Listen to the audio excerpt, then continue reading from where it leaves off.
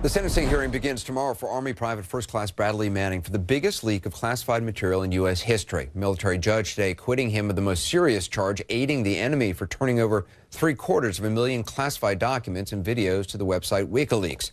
The judge, however, did convict Private First Class Manning of numerous other counts, including violating the Espionage Act. So he's still facing a maximum of 136 years behind bars. The Manning case obviously has touched off a furious debate over the actual harm that Manning has done and whether the government initially overstated the damage. Like the NSA leaker Edward Snowden, Private First Class Manning has been called a traitor by some, a hero by others, and frankly, everything in between. Let's talk about it with senior legal analyst Jeffrey Toobin and only on 360, Glenn Greenwald, investigative journalist and columnist for Britain's Guardian paper. He broke the Snowden story. Jeff, let me start with you. What's your reaction to the verdict? I thought it was a good verdict. I think the charge of helping the enemy was excessive, and I think it was good that the judge acquitted him of that charge. But I think what Manning did was appalling. I think he betrayed his fellow members of the military, he betrayed the Foreign Service, and he should be going to prison, and he will be. Glenn, I know you disagree. I do. I think the verdict, and I also think that Jeff's comments kind of underscore what a lot of people really hate about Washington, which is that if you're sufficiently rich and powerful and well-connected in Washington, the laws don't apply to you, you don't get punished. The only people who do are people like Bradley Manning. The theory that the government used, one of which was not successful, but many of which were, was that he engaged in espionage and helped the enemy because the material that he caused to be published on the internet ended up being helpful to Osama bin Laden. Bob Woodward has written book after book after book and has become extremely rich by publishing secrets way more sensitive than anything Bradley Manning ever published. Nothing that Manning published was top secret, unlike what Bob Woodward publishes. And yet nobody I would ever talk about Bob Woodward the way that Jeff Toobin just did, or his sources, because he's in good standing in Washington. His sources are high-level officials in the White House. They leak all the time. Washington is nothing about leaks.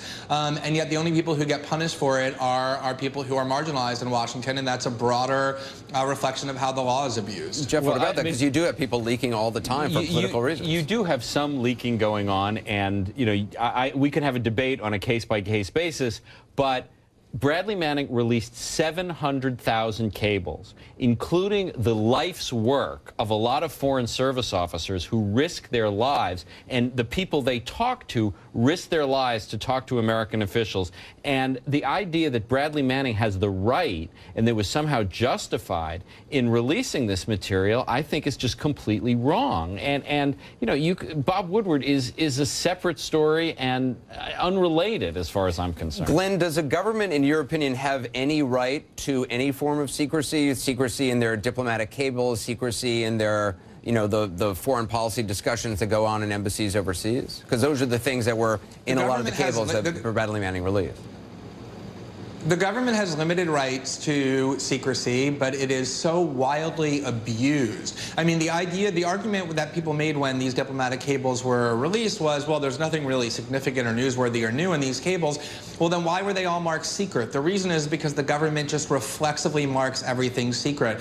And the thing that I find most bizarre is that anybody who would go into the field of journalism or call themselves a journalist who would call for the prosecution and imprisonment for decades of a source like Bradley Manning, who, as I said, didn't publish anything top secret the way that most sources for large media outlets in America do all the time, it's baffling. What Bradley Manning did is the job of journalists, which is to bring transparency to what the government is doing. And even the Pentagon admits that its early claims about how he has blood on his hands and there was all this damage was wildly overstated. He released very low-level secrets that inform the world about the U.S. government and harm nobody. But it's not up to Bradley Manning to make the decision to disclose this. I mean, these are people who, the people who wrote those cables have devoted their lives to trying to make the world a better place, particularly Foreign Service officers. Maybe you disagree about that, Glenn, but I admire the Foreign Service a great deal.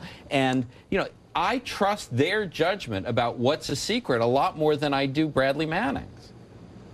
Right, and look, Jeff, you can make that argument in every leak case. I mean, people back in the 1960s said Daniel Ellsberg was a traitor. Who was Daniel Ellsberg to decide what should be leaked to the American public? I trust U.S. generals way more than some Daniel Ellsberg who I never voted for, and yet what Daniel Ellsberg did was expose systematic lies on the part of the U.S. government.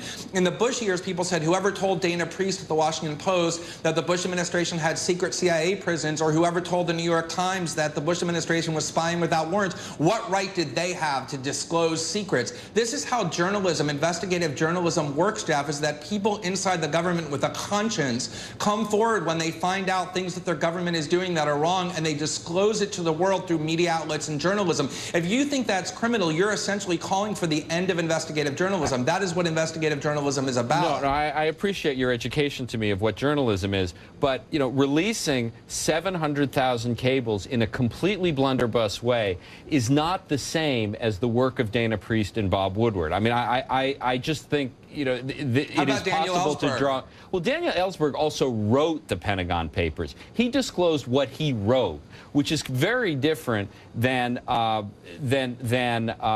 Bradley Manning disclosing hundreds of thousands of cables they didn't even read, much less write. But Glenn, you know, you don't know that he didn't read them. Jeff, Glenn makes an interesting point, and it is an accurate point, that when this was all revealed, you had politicians up and down saying he has blood on his hands. You had people in the Obama administration saying this is causing cataclysmic damage, long-term damage to national security. And then later on, in testimony, secret testimony that was revealed in Reuters and other news outlets, they basically all kind of said, you know what, it was embarrassing, but it really didn't really amount to much. I have no doubt that the government officials here overstated the amount of danger. But that doesn't mean there was no danger. And that doesn't mean that we don't know fully what the danger was, including the risk to the fact that many people may not talk to government officials anymore as a result of these kind of disclosures. Jeff, what legal precedent do you think this sets, if any, for Edward Snowden? A big one. I mean, I think Snowden will be confirmed in his desire to stay out of the United States, because I think their situations are very parallel in terms of the amount of disclosure that went on. And I think he's likely to face exactly this kind of prosecution and exactly this kind of result and sentence. And Jeff, what do you make the way that Bradley Manning was treated, the way he was held, the conditions under which he was held early on? That, as far as I am aware, was an appalling it was too much done. It was in inappropriately harsh conditions, but that doesn't justify the underlying behavior that led to the case either. Glenn, you posted on Twitter today, quote, you said, "So weird how most people who claim I'd respect Snowden's acts if he hadn't fled don't apply that to Bradley Manning." Explain what you mean.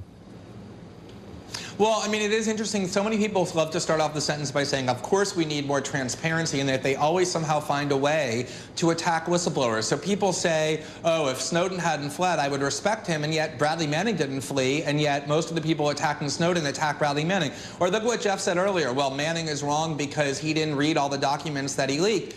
I can assure you with 100% certainty that every single document that Edward Snowden turned over to us, he very carefully read before he gave them to us, because they're all in incredibly detailed file systems, and every single document is filed according to topic. So if what Jeff is saying is true, which is my problem with Bradley Manning, is that he didn't read all the documents, unlike Daniel Ellsberg, he should be praising Edward Snowden, and yet he isn't. He's been a harsh critic of Snowden. It seems like people always contrive excuses to attack anybody who brings transparency to the government, unless they're powerful officials in Washington, in which case it's okay. I'm not talking about powerful officials. I'm talking about Foreign Service officers who are on the street in every capital in the world and small cities around the world, trying to gather information, report it to their superiors. The idea that Bradley Manning is the only one, or Edward Snowden is the only one who has a conscience and who is decent and has the right to disclose the work of all these people is just palpably absurd to me, Glenn. Glenn Greenwald, good to have you on. Jeff Toobin as well. Thank you. Thanks, sir.